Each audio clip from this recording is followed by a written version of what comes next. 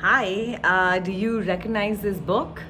If yes, you would definitely look at internet policy issues, back in 2012 when it came out. And if no, then, if you're interested in tech issues or you're interested in what's happening with the world, free speech, internet, corporate governance, structures, then I would suggest that you kind of like either read this book or read about this book or just watch this video. But the reason that I picked this up and not something that came out this month is because I wanted the opportunity to really reflect upon like when I read this book, what was I doing in my life, and how did it influence me, over the past 12 years.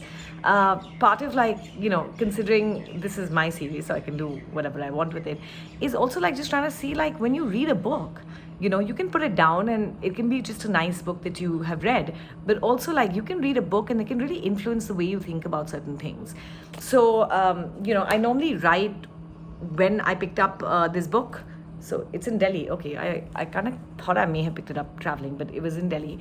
So anyway, when I picked up this book, I was like increasingly really interested in free expression issues, and I was trying to find like a place to write about them. I just finished up working for Video Volunteers, which is like a community media organization that was like based sort of pan India, but like a small but mighty organization teaching people to tell their own stories. You can say citizen journalism, but at that point, like even the phones were not that good, so they would have to, edit like off the phone. So it required a lot of infrastructure. And then I was like doing work for the Digital Empowerment Foundation, and I was sort of traveling all over India, like documenting stories, and I just like was trying to figure out like where do I go, and write about these issues.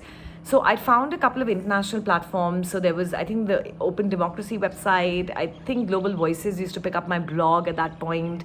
I used to have a very active blog that I deleted subsequently when I was getting trolled, and so it's a whole mess. But anyway, I shouldn't have done it, but I did it. And then I was writing for Index on censorship, and I wrote for them actually quite regularly. And I used to pitch all these stories about what's happening with the nascent like internet freedom movement here in India, where the Internet Democracy Project, Center for Internet and Society, like a couple of other groups like that were like super active. And yeah, so around that time, like I became aware of Rebecca McKinnon, who many of you might know is like a very lasting voice and a very influential voice in this area. And I found a DM that I wrote to her in 2017, so that was like 5 years after I read this, saying that your book was so influential to me, and I actually have joined Twitter, and just exchanging some notes with her. At that point, just to like thank her for the book. But the book basically had it charted out like in a top down manner a lot of things that were happening on the company's end in terms of like corporate governance structures, in terms of the responsibility that they had to users. And it was very helpful for me to kind of see it from that context, because I think I was looking at everything from a very ground level perspective, right? Like what happens when speech is curtailed, or like what happens when the Section 66A is applied in India. And I think I was sort of like operating at the level of like impact and questions on the ground, and I hadn't fully considered, I think, what was happening from this like global level, where like companies and their decisions were having these ripple effects. And so this book really tied a lot of things together for me.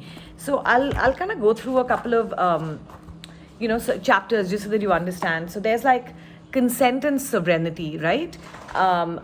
Including corporate sovereignty and the rise of the digital commons. Because if you remember, this was the time when people were like very actively saying that the internet should be like a common good, and like there should absolutely be no splinternet, and that like national governments should kind of keep the digital flow of like ideas and data flowing across jurisdictions. And there was this whole attempt, like the multi-stakeholder style of doing things was very big, and the UN was still a player, which obviously it's not so much right now. And then there was like China was like this one big example of like censorship, and other countries have not really started doing their like implementing their versions of censorship or discipline or whatever people might want to call it today.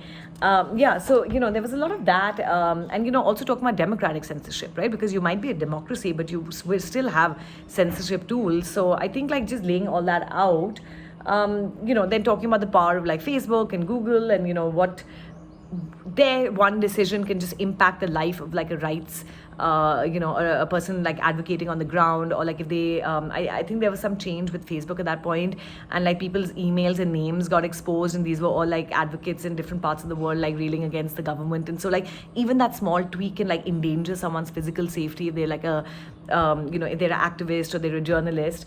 So and then she kind of like goes into like, what is internet freedom at the global level, and like I mentioned, the UN was very active.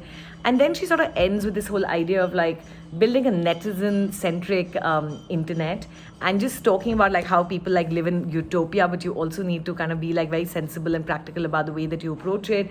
So I think at that time the Global Network Initiative was coming out, so it was a way of like rating companies in terms of how they what their democratic sort of ideals, and how they were upholding them. So yeah, so it's obviously like a really big piece of work that happened. And coming back to me in that time, I can like go through these emails, and I find that like I was actually emailing everyone. Like I really didn't know what I wanted to do, and I was just emailing everybody. And I found these emails at that point. The Global Voices initiative, like it was this big website that like put blogs from all over the world and like edited them and like arranged them very neatly to tell you what's going on. I still think it's like really interesting. So they were looking for an executive director or something at that time, and I could see emails of me applying for that, and I didn't get it, but they sent very sweet replies back. And then there are tons of other things that I was constantly pitching for. Can I pitch for a story here? Can I pitch Al Jazeera or like PBS and say that I'll do this story for you and I'll capture something on the ground? And then I would find these like international organizations and then pitch to them. And so it seems to be like this very big thing where I'm just shooting ideas all over the place. I'm not sure really like what my caliber for any of this is, but I'm not letting it like get in the way of like actually going after something. And what ultimately happened was that I got selected for a fellowship called the Asian Forum for Global Governance, which the Observer Research Foundation holds every year, and it's for people who are sort of I think like 25 to 35 years old. And so you go there, you do this 10-day program, and I think it centers you. Most people go back to their jobs because they are doing really well and they get nominated for the program. In my case, I was a bit of a lost but I knew what I wanted to write about or to work in, which was like digital inclusion and freedom. And so I got very lucky when Samir asked me to join ORF. And so that whole, that's how the whole thing came about. And I think looking back, and looking ahead from the time I read this book, I think my time at Twitter was also really influenced by the kind of work that I was doing before, because even though I work for a corporate, like I always really felt very close to the users, and I felt very close to like the idea of like using the platform for advocacy and campaigns and like free expression. And I think like I really enjoyed that period where like we were like, people enjoyed the social media platform as a tool, and they felt like they could really have their voice heard, and and all the problems had not fully come to the fore. And of course I enjoyed the second part of it, which I hope to talk about at some point, which is very challenging. But yeah, just to say that like sometimes you're thinking about new things, or you're kind of working things out, and then you just come across like a book, or in today's day probably a YouTube video, and it kind of ties it in together.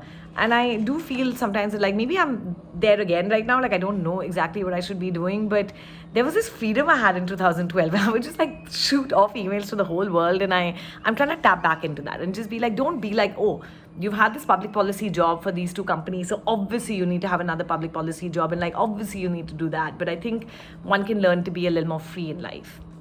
And just because I liked it the last time, what I'm going to do is I'm going to suggest another book. If you have a young child in your midst, or maybe you yourself need a lesson, which is What Would Darla Do? And Darla gets into all kinds of moral predicaments, like should she return someone's toy, or should she have a fight with her sister?